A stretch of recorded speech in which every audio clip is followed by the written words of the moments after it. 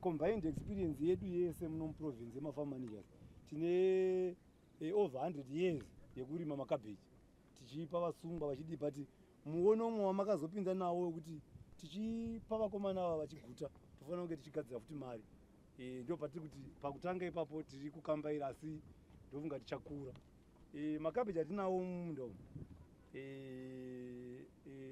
mahombe ese 38 plus 20 akaisiwa takutaura zve 58,000 atava nawo so far pa 58,000 paya kana tikashandisa the least amount yemari yatiri kuda kutengesa tikati $4 tiri kungoti hafu ya58 ndo mari yatofanira kuwana but pane zvakawanda zvinoitika pamwe togona tondoroona kabeji iro ichitoita $1 mumaketi togona kuwana mari yakawanda pamwe asi $2 ndo inenge iri minimum yedu zvakadaro kana vakati futi kuharare havana muriwo uyo amo please tototi mirai kutengesa ngaipinde inde inodi muriwo inde unodi vandowedzera munyama yavanenge vanayo because havanga nyama isina muriwo saka muno matiri chef iyi 5 hectares iri 5 hectares kada ine farm managers anoshandamo they are attached vasati vava kusection zvavo vari 3 but pari zvino panapa ndofunga pane 2 then ivavo vari 2 ndo vandichada kuti vazokuudzai maitiro avaizviita inini handingazonyanyi kupindira ikoko nokuti vanozondibata muno voti apa matiri takaisa method hatinakisa iyo indoda kuti vataure vega ndinenge hangu ndiripo ndichivabetsera asi tiri panapa maybe ngoti tingogara taita an overview then ndongozoita zvese iyi ndima yatavhura chefu ndo yatinoda kuisa wheat ichaita zvayo 40 hectares kuinda kumberi uku toda kuisa 40 hectares ndakanzi dhamu redu rane mvura shoma saka zvino yakati tokwanisa kuinda pa 40 hectares this year zvakadaro pamhira ndo kune 10 hectares dzaidza dzeimwe deep kuti iite 15 so far icho chibage chamuri kuona kundosvika pane 5 hectares then kuzasi uku takapedza kudyara imwe 5 hectares yacho tiri kudiridza in stages kuita kuti chibage chacho chisandosvika pachinoda mvura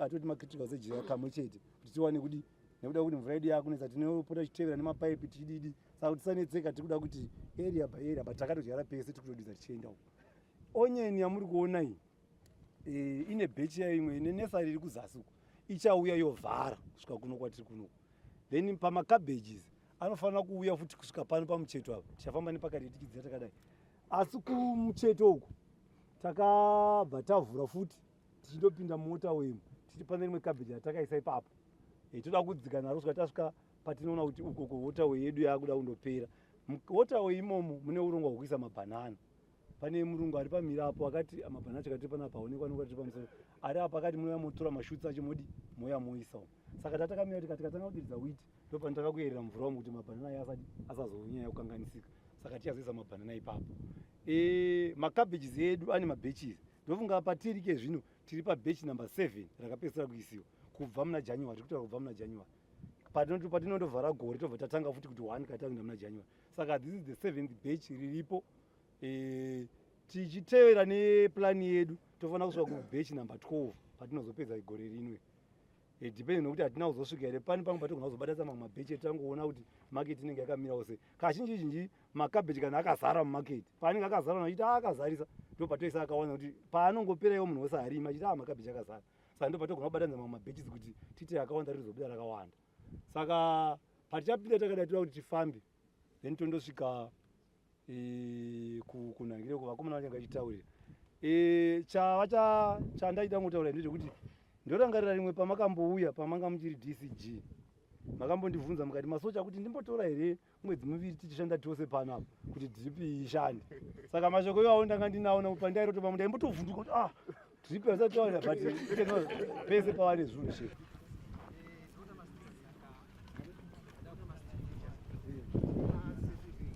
The 15 hectares ndeze drip. 15 hectares ndeze drip. Saka mvura yedu kana tikaenda tinoziva kuti mvura shoma iripo. Tinoseva. Ndizvo chaizvo. Asi kuti apo kusaidi uko tiri kufanira kushandisa sprinkler part yakaiswa panhangiri yacho. Hatina kuisa manhangiri multipliers acho. Aripo zvawo but hatina kumaisa. Hamuna kuisa. Because chibage chechi isingazodi mvura yakanyanya toziva kuti tikangoidayo tikati 2 weeks or so panenge pasina pressure yakanyanya. Takaona kuti tikamaisa ose akabva tiwarara tishandisa isina yatiisa pachibage value inezi yacho yechibage masprinkler edu anonyanya manhangiri tunozorasikirwa toda kuzoita tichiisa macrops akaita sematomato nechi the moment patinobvisa pando pataakushandisa drip redu because every irrigation ichisiwa rinoisiwa rine aneswa ari 2% mnange imwe for emergency sepapa seino yedu yakaiswa drip and inenge ine mamanuals esprinkler kuti kana pakaita problems ese patomboshayiwa tumapaipi tukwanisa mboti nesprinkler kana kuti ukapedza kudzala nzvimbo yakakurisa uchiona kuti toda kuti ikurumise unombodira sprinkler imbotenderera saka iyo ndio yatiri kumboona kuti sati pagreen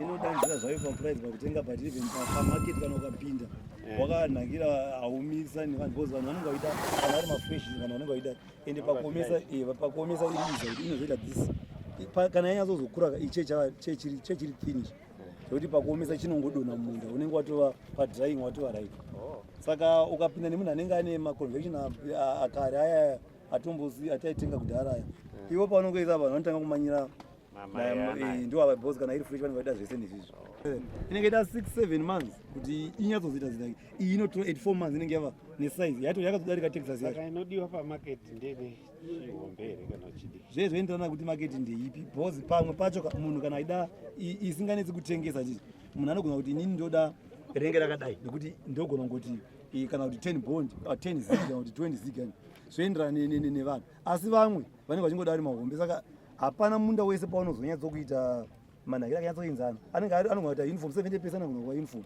iwawo dzati 30% imwe ndio yamupa vanhu vanenge vaitawo madiki vamwe kazhinji vanenge vachingoda ari mahombe iyi yadzogwa nashefa ingaza inodaidzwa kana mumuseum hapana kubata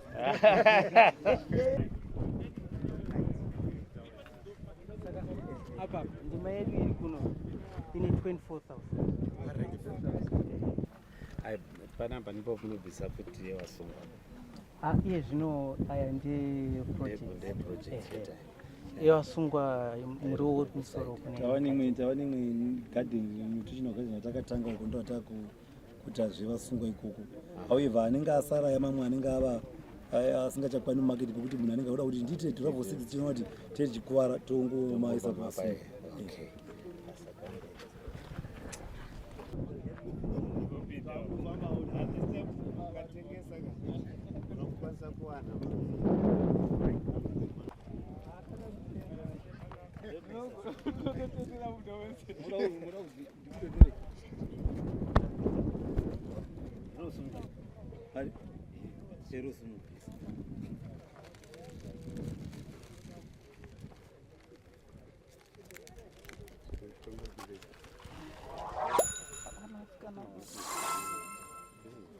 saka munori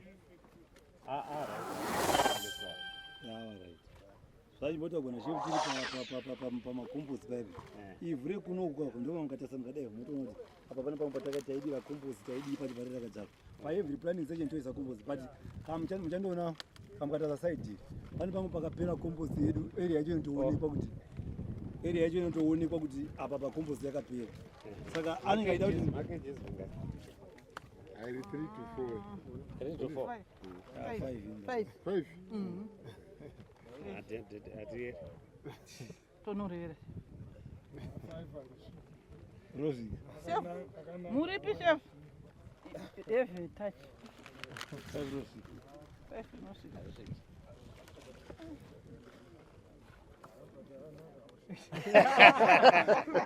Yeah, okay. Thank you.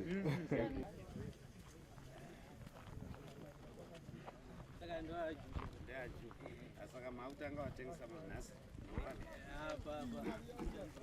kuda manjika ndezvekuti isusu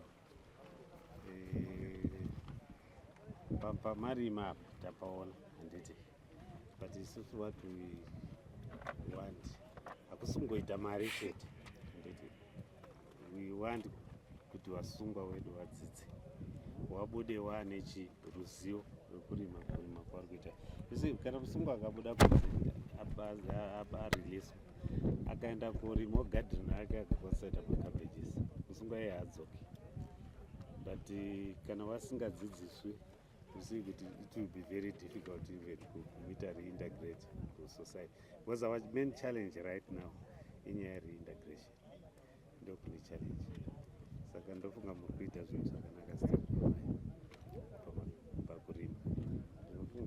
tikatarisa maprovinces ese handipapa patiri kutraining school kupass out you would have realized kuti mamwe maprovinces havasi kurima sezvamuri kuita izvi vari kurima ekungopa vasungu but mimi you've got a bigger hectarage than ngatimbotarisa mazoe ungangoenderana nditi because mazoe they are doing the same asi tikatarisa vana anju imimi you've got the potential yekutopfuura anju pari zvino ndisingazivi ndiana anju newa asa kumberi vamwe vakatoviga makabeji pakaona ida hana asati akumberi because atanga kuona nhasi asi mazoe akavadarika hatitirikuona saka at least that competition yekurima ngairamba ichienda muroza zvinobva zvaitawo kuti patiri kutarisa kuti kwakaita drought nditi chibage chishoma aino kuti mimi mune chibage but vamwe havana chibage tikatengesa makabeji iwawo kana paine vari kutengesa chibage tinokwanisa kutenga then we can feed vasungu handiti zvinokudza they are doing very well. I think we are happy from the horse mouth. Yeah. very strategy with a turnaround. That is good. And you see good the organization is transforming. So can find the transformation. This is and let's define our culture. If we define Professor okay. If we define our culture, the organization, even kana ukatarisa mumwe munhu anouya whoever is going to be the next year commissioner general anongosvika kupinda pane culture iri defined yekuti tinonga chingoshanda, but culture yedu kana isina kudefine then we've got a challenge. And it's not an culture. Yes, indeed. The organization. Yes. If we define the culture organization, then it will be fine. If you look at the entrepreneurship, organization, personal they define the culture, then apana patina tichenda. That's how chizoona kuti maofficers anoga kuti isusu izvi tiri kuita ndezvejeri handiti izvi ndezvejeri, but that mindset but it's not like I'm happy with Yabuda kune maofficers. They are now aware that we are doing this for the benefit of Sunganes and beyond and the government. Yeah.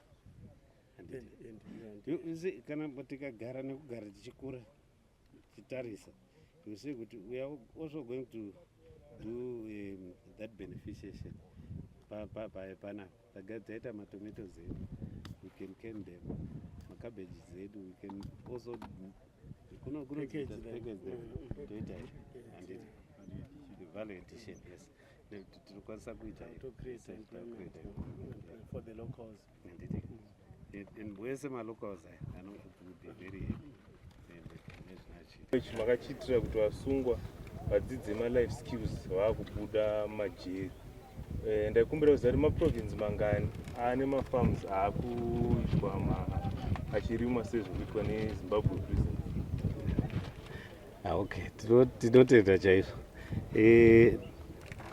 Chandinoda kutaura kumhuri yeZimbabwe ndeyekuti takatarisana nemajeri. Majeri akagadzirirwa kuti waya vanonge watadzira society vachengetedzwe imomo. Saka kana wakanga wapinda mujeri, vanhu vaya havagari chete, vanodzidziswa zvakasiyana siyana. Because chekutanga ndinogaronzwa vanhu vachiti kana wakatadza wabhanditi. Manje isusu dhitemu yekuti bhanditi hatishandisi kuti bhanditi. Taaye correctional institution yekuti tinotadza kuti atoo mastudents vari pacollege zvekuti tikatatarisa kuti vari kuitei, vanonge vachidzidza zvinhu zvakasiyana siyana. Zvimwe zvacho ndizvo zvatiri kuona panapa, zvekuti vanodzidziswa kurima, Yatarisa kuti maona kuti pano paHurungwe wakurima macabbages, maonions, chibage. It's part of rehabilitation kuma students edu, zvekuti wakabuda vanokwanisa kotangawo zvavo wega, hawachadzoki futi kujeri. Then pamajeri ese ari muZimbabwe ari 43 wese vari kuita marehabilitation activities akasiyana siyana. Pane majeri aya nemafarms wese wakukwanisa kurima zvinhu zvakaita semacabbages iwaya, maonions, vamwe vari kurima mabutternuts nezvakasiyana siyana as part of rehabilitation. Taita rehabilitation iyoyo tinotarisirawo futi kuti izvozvi ndo zvinodya vasungwa, then surplus taakutengesa kuti tikwanise kuwana mari, because tikakwanisa kurima zvakanaka tokwanisa kutengesa macabbages edu, taakudzoka taona mari, taakotenga futi cooking oil. Kana gore rino redrought taakuona kuti kana taona mari inobva kuhorticulture taakukwanisa kutenga chibage chekuti tifide vasungwa vedu. Majeri medu mese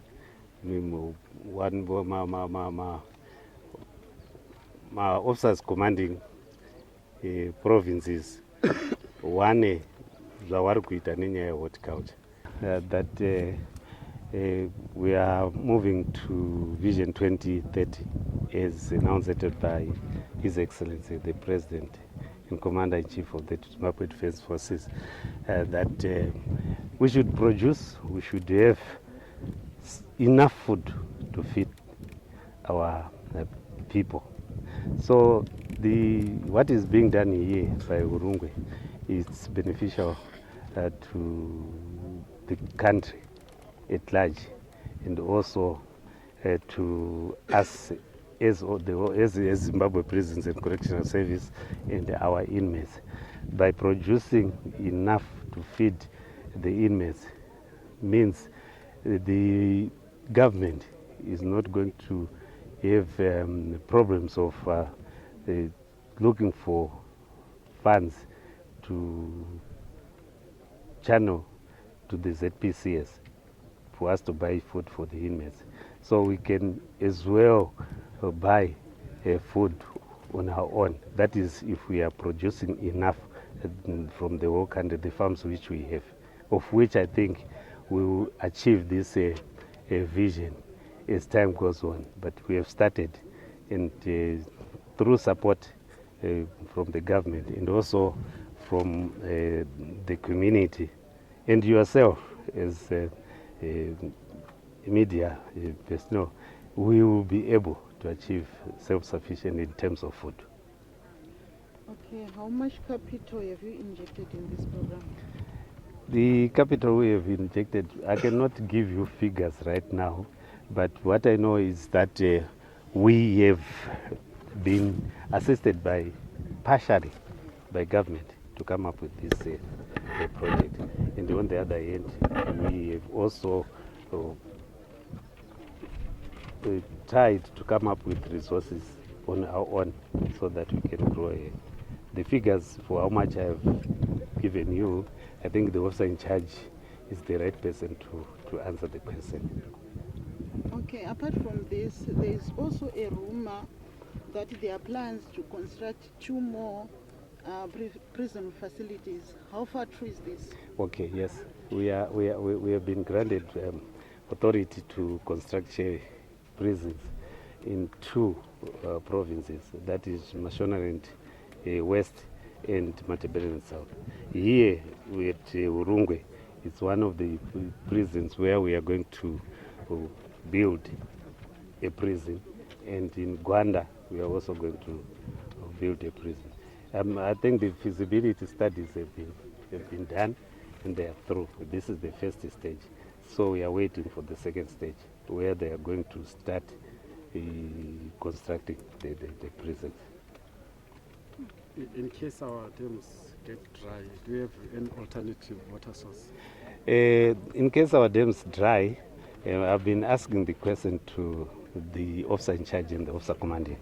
I know we have got water in the dam right now. They say it's very low, and they've told me that they approached Zinwa, and Zinwa came to do the assessment here, that they are going to assist us by, I think, opening some of the channels where the dam will be filled. But if they don't do that, then we have to have boreholes, which will be an alternative. I know we have got about 8 to 9 boreholes here, boreholes which needs resuscitation. So we are going to look at that and make sure that we have enough water. Tikubatsirika zvakanyanyisa, especially unyanya pano paHurungwe nekuti vamwe takabva kuna Midlands tichitouya korima pano tatisingatozivi kuti zvorimwa sei. Sesu takutoziva madyarigwe ekabheji redu, onyeni dzacho netype of makabeji nemishonga yacho ida kuiswa nemafertilizers achona nemadays achona nekutokaunda then nemaprofit acho kana kuri kunzi taakutengesa tirisu tiri pashe. Zvinhu zvinototi kwanisa kuti kana taapashe tikokwanisa kurarama zvakanaka. Saka zvinhu zvinobatsira vasungwa kunyanya kuti kubva kuchitsotsi, kutemana nevanhu kumakomba kwatetiri tichiita zvekurima izvi. Uye panapa Hurungwe prison tinobatsirika futi zvakanyanya nenyaya yekuti pane mamwe maproject akati wandei anoitwa pano nemamwe achiri kuvimbiswa asati avapo. Uye tichizotendawo ivo vana officer in charge vedu nemafarm managers kusvika kumaofficers vacho vechidiki neservice yavanotiitira panapa. Hosi kudhara taingonzwa kuti kumajere kwakaoma kwakadi, but kunotoshandika zvakanaka, kutodzidziswa zvakakutorima zvakanakisa zvamuri kuona zvese zvototi vana vasungwa vegarden shed, kunetwe nevamwe vekulenzi, kotwe nevamwe vanotoenda kune mamwe magardens, kotwe nevamwe vanotoendawo kumombe, kumapigari, kupi zvinhu zvakadaro. Saka zvinhu zvotibatsira kuti isusu tikwanise kunorarama tapanze. Ndakapinda ndane gore point, ndapinda mukati muno prison. Asi panapa ndakwanisa 5 months. Ndakwanisa 5 months. Cabbage rino rakazorimwawo ndapana parudzi rwaro runonziro Majesty. Majesty inogadzirwa maflatbed amuri kuona. Spacing yacho na 30 cm. Panoiswa yatinoti gypsum. Wachera gomba poiswa gypsum. Pofushigwa poiswa fertilizer. Cup yacho 30. Handifunga muri kuziva makadzidza kudarika inini kana ndichitaura kuti cup yacho 30 memi itoziva ndiri kurevei. Then after 2 weeks iwo potopewa. Then pane madrip lines edu amuri kuonayo ndo anenge achidiwo achidiridzawo ipapo.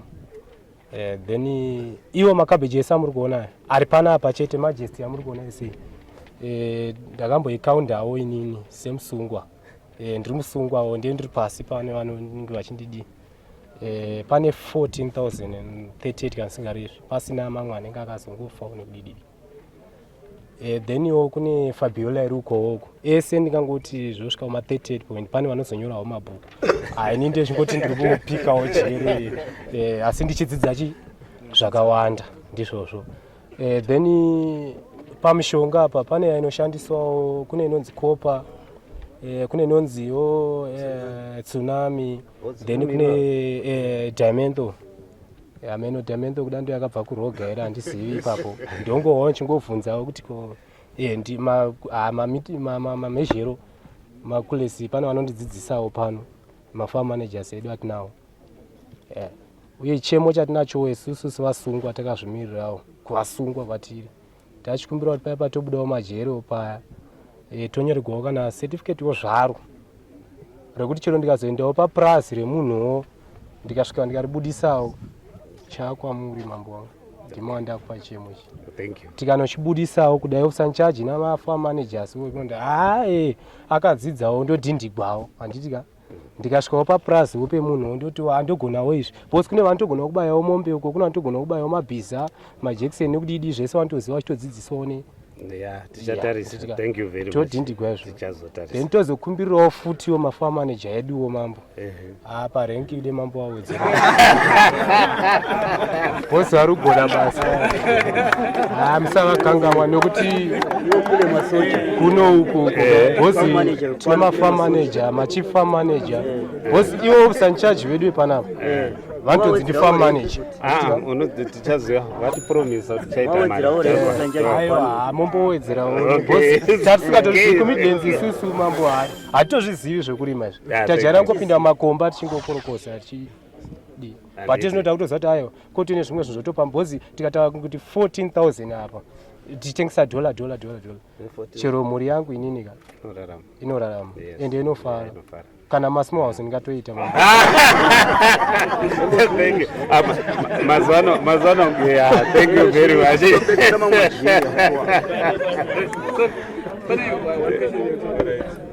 Mataura waita kudzidza kurima zvese umwe munhu anogona kunge akatarisa ngonoti ndoda kuendawo kujeri kundodzidza chimbotsananguro mashatiro akaita jeri. Okay, jeri rakashatira chinhu wani.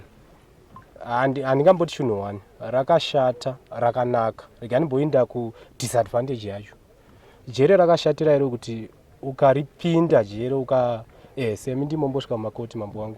Maudza kuti jeri hazifanirwi kuzorebesawo. Zvokutongwa zvokuti munhu anopika kana 5 years. Unobuda wakupenga wagwara. Muri towana dzimwe dzakatokwa pasha. Anomaona. Saka jeri rofanirwa kungotiwo riyerukewo. Bosi unowana mhuri yakatokwa idisadvantage iyoyo. Hama dzedu yezvino arimukona kuti mucommunity muri kunetsa zvinhu.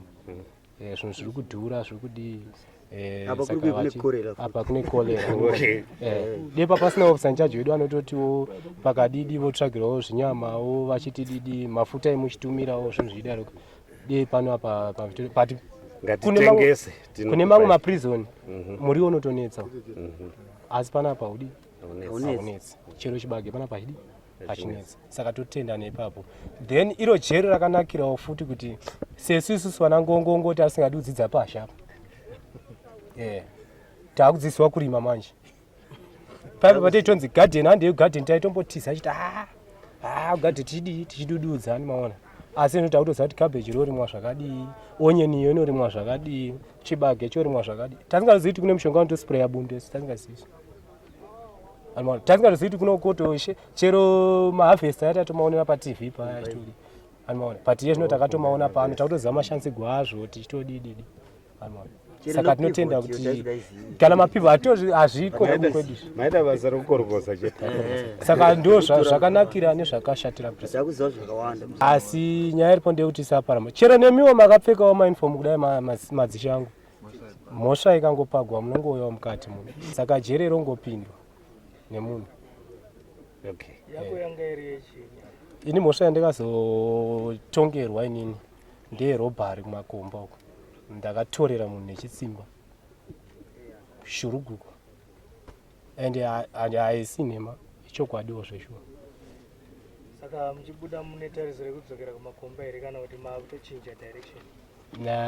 So far ndine vanhu vandoziva vane maplots vandoziva kune dzimwe nzvimbo kunyanya paya pandambokumbirwa macertificate ekurima. Bosi chikorokosa chakashatira kuti 1 unodirikirwa nemugodhi, 2 unogona kutemwa uriwo, 3 kana kudzoka futi mukane mhosva. Bosi uchada kuriska kuti ndimbokavha paya makore andakatongerwa ndisipo aya ndopakuzodi kudzoka mukati. Uyezve chatotenda futi mambo wangu indangu ndakasara naminister mambo. Asi ndongokutenda ine zvamakaita pakuti ayo pakuzokwanisa mhosva dzimwe dzakakwana idzi dzasingakwanisi. Okay. Bosi asi murambe makadai bosi chero next year kauya yakadaroka ndochiendawo ndombonorimawo mambo. Okay. Bosi zotendekwa kuti chero officer charge ndogona kuvadanawo namafarm managers angu kuti chimboyamboonawo papurazi pemunhu pandiri kurimawo ndepapa pandikazowana. Fine. Uri right. Totenda mambo. Zakwana. Thank you.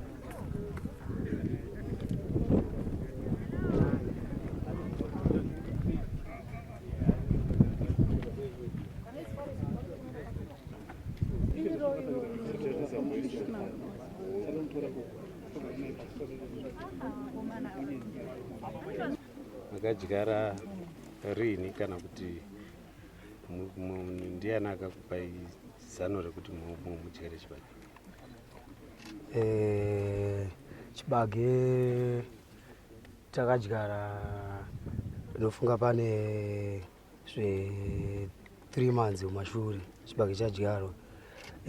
Chibage kuti chidyarwe mukuru wepanapo officer in charge nemafamasi mafarm manager ndo vanhu vakatipa idea kuti tiuye tidyare chibage kuti tikwanise kurarama mumajeri uye tikwanise kuziya kuitira kana tabudawo panze tikwanisa kunorimawo chibage kuti tikwanise kunoraramisa mhuri chinokwanisa kutengesa.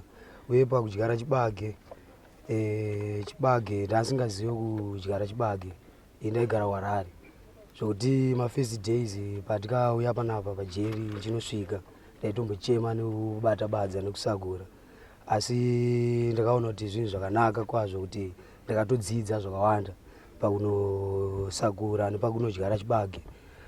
Pakudyara ndasingatoziva kuti mbeu unodyara sei, kuti unospesa sei, kuti chibage chinofana kuita distance yakaita sei kudyara chibage.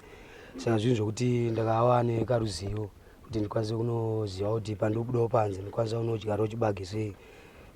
Pachibage kana uchinodyara chibage first munodyara chibage chenyu moisa inonzi C D here somewhere like yepasi yekutanga ovuma vanokanda chibage chenyu then vobva vanofushira vobva vanotera inonzi boom spray inonospraya inenge sora kuti risanyanya affecta chibage, then chichinosimuka muchana vobva vanokandwa top yekuti chibage chichiwana utano hurinani.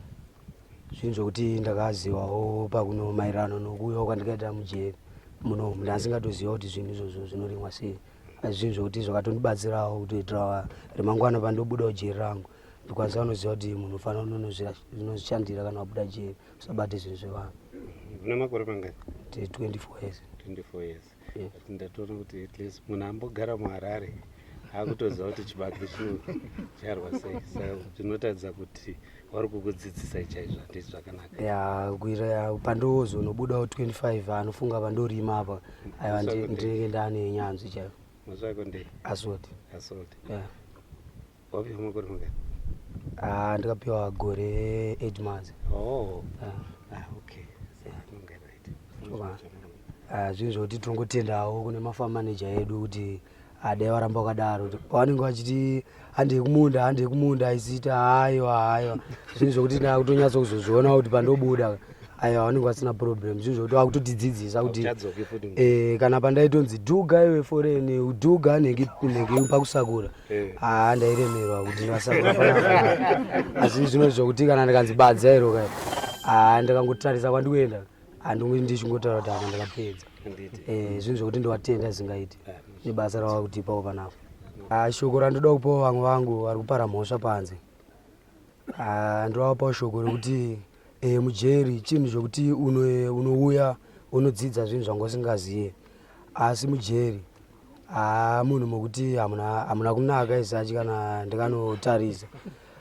Unonosangana nezvinhu zvakasiyana siyana, uye kana pari pachikafu unogona kudya chikafu chausiri kufarira iwe panguva, unongonzi idya ndochiripo chakasiyana nechirumba mako mokuti unotaura kuti hana asida kudya chikafu chakadai. Unonakidza zvinhu zvonakidza kuti unozodzidzawo zvimwe zvinhu zvakanaka, asi pane zvimwewo mujeri handunye hamuna kunaka.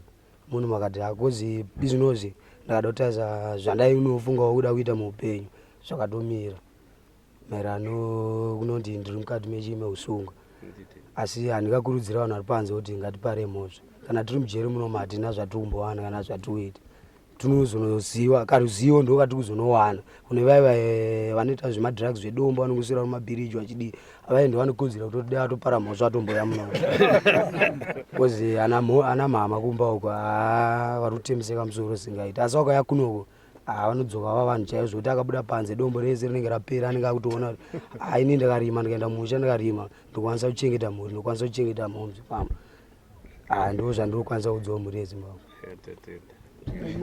project yavo yawatanga ikabuda zvawanditaurira kuti tichawana chakati. Yes, no problem. Aiwa promote. Ukawapromote izvozvo zvavasati waita kawashandi. Andini. Aiwa asi basa vari kurova.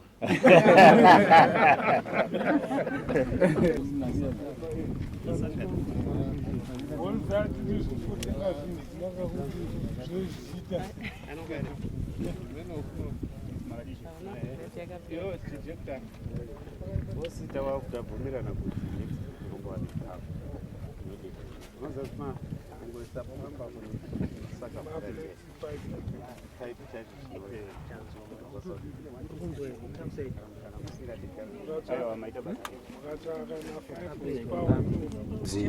Terence Maurera. Munomu mune matypes emuriwo akasiyana siyana. Mune masweet cabbage, mune covo, mune spinach, then mune mabatanati arugu, nemadomasi, tepe madomasi inonzi tangani. Then pakunoisa fertilizer, patunotanga kunosima muriwo wedu. Tunotanga tichinochera gomba first. Tunonosima tisina kazhinji tonosima tisina fertilizer. Then papera kana kuti 2 weeks kana 1 month, then anoenda tichinochera kagomba chidonhedzera fertilizer. Zvinhu zvokuti nino pamuriwo pakudyara muriwo zvangondibatsirawo zvishomanani. Then pakufirita pane types emishonga yakasiyana siyana inokwanisa kunofirita muriwo. Pane yambotaurwa uku, pane inonzi kopa, tokwanisa kunoifiritisa futi muriwo tichinouraya ma-effects anenge achida kunokanganisa muriwo. Then pane inonzi tsunami futi inokwanisa kunofirita uchinouraya zvinenge zvida kudisturba muriwo kuti usakwanisa kunokura zvakanaka. Zvokuti zvichakwanisa kunondibatsira inini pachangu kuitira kuti pandobuda nani uri munhu kuti asingatoziva kuti zvinhu zvinorimwa sei, ende pabasa remaoko andiri munhu kuti asingatogona.